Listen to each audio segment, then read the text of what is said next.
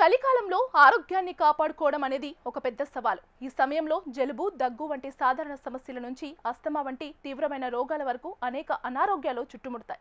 అంతేకాకుండా పెదవులు పగలడం, చర్మం పొడిబారడం వంటి సమస్యలతో పాటు మన శరీరం కూడా బద్ధకం, సోమరితనంతో నిండిపోతుంది. అందుకే ఈ చలికాలంలో మన దినచర్య, జీవన శైలిలో కొన్ని మార్పులు చేసుకోవడం చాలా అవసరం. ఈ చిన్న మార్పులు పాటిస్తే రోగాలు మీ దరిదాపుల్లోకి కూడా రాకుండా ఆరోగ్యంగా ఉండవచ్చు.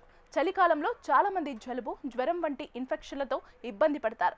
ఈ రోగాలు రాకుండా ఉండాలంటే ప్రతిరోజు ఉదయం అల్లం కషాయం, మిరియాల కషాయం, తులసి, జీలకర్ర వంటి వాటితో తయారు చేసిన కషాయాలను తప్పకుండా తాగండి.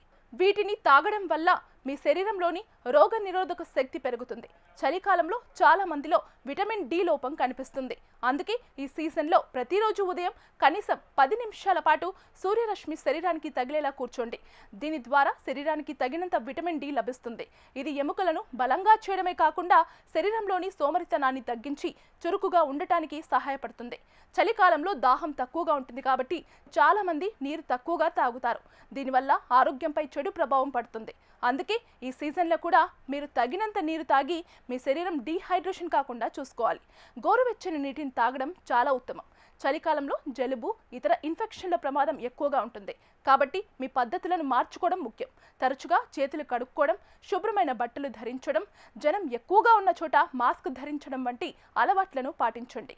ఇవి మిమ్మల్ని ఆరోగ్యంగా ఉంచడానికి సహాయపడతాయి.